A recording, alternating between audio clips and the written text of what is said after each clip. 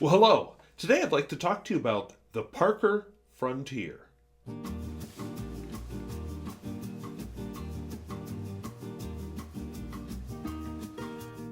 If videos like this interest you, where I talk about fountain pens both new and old and at all price points, I would invite you to subscribe. And hey, did you ever try a Parker Frontier? Did you have a different finish than me? Let me know down in the comments. So let's dive into the pen. But before I dive into the pen, I want to just point out that years ago, back in college, I purchased a Parker Frontier. I went to school at Grove City College, which is it's a college in Pennsylvania. There was a Walmart in town, and it was within walking distance of the campus. It was a long walk, but it was a walk, and walking has never bothered me, which has served me well at 43 years old. I'm glad I had that youthful desire to walk everywhere because it makes me a lot healthier than I could be at this age. But anyway, I walked out there one night just for something to do and saw Parker Frontier for sale.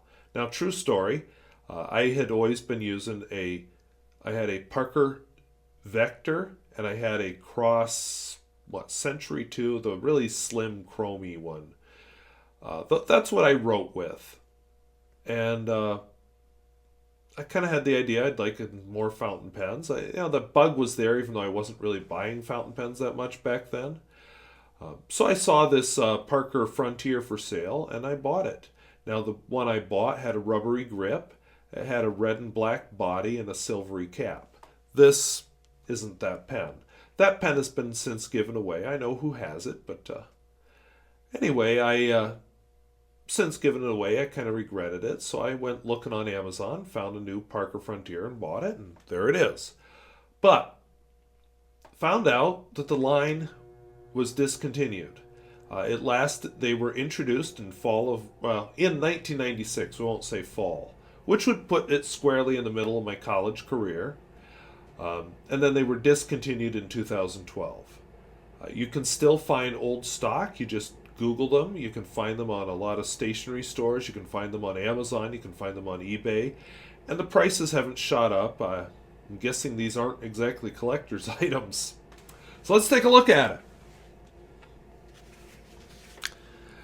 it. Nice solid, it's metal body. Mine had a plastic barrel, metal cap, but this is all metal, but it's got a nice coating on it.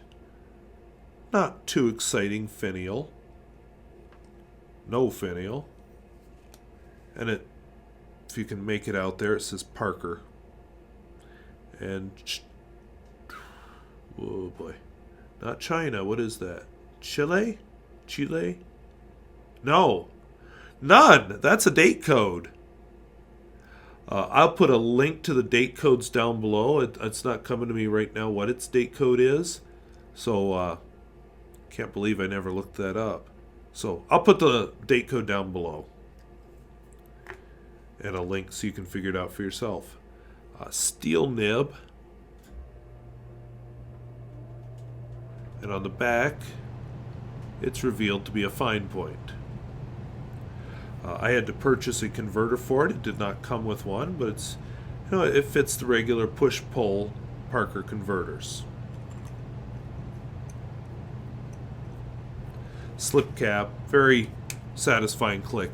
This is a high quality writing instrument, and that's just my general impression of Parker pens. They are high quality writing instruments. Okay, it's worth also noting that this is a fine point nib. One of the complaints I've always had about Parker is their idea of fine is definitely on the broad side. The ink is diamine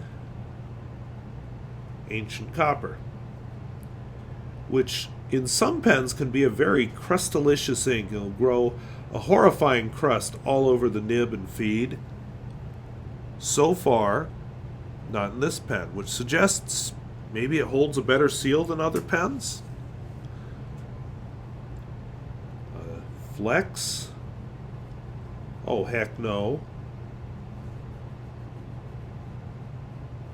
I suppose if you squint, maybe you can see a little line variation, but it's a good, solid, reliable writer, so I'm not going to complain.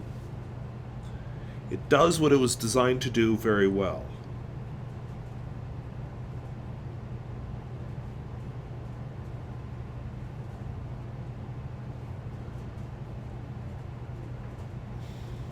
Lots of ink.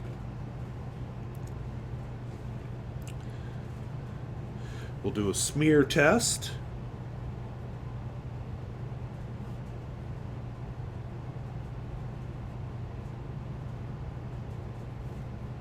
Yes, very wet pen. And finally, for those who are into that kind of thing, a little bit of reverse writing.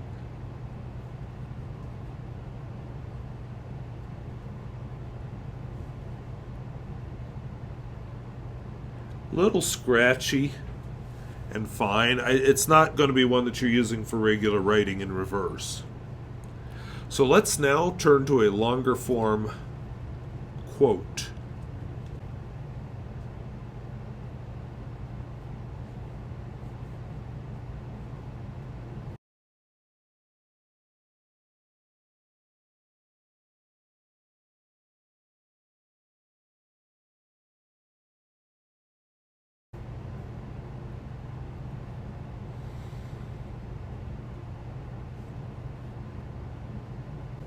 And finally, I always like to do the peer Gustafson test, where I see how it handles a fast writing with a continuous line. And I would say extremely well. Of course, one other test I always like to do fits in there just fine. Catches a little on the way out, but that's the arrowhead thing. So that's the Parker Frontier, a very nice, reliable writer. You will not find a lot of information about it. I couldn't find much.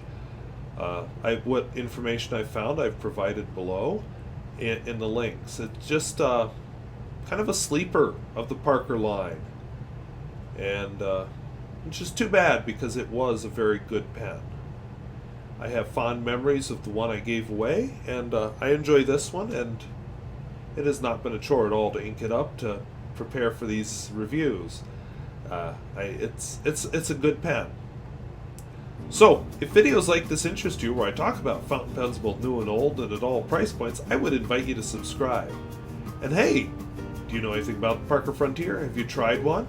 Or perhaps there's another lower cost Parker that you like better? Let us know in the comments down below. So I want to thank you for watching. We'll see you later. Bye-bye.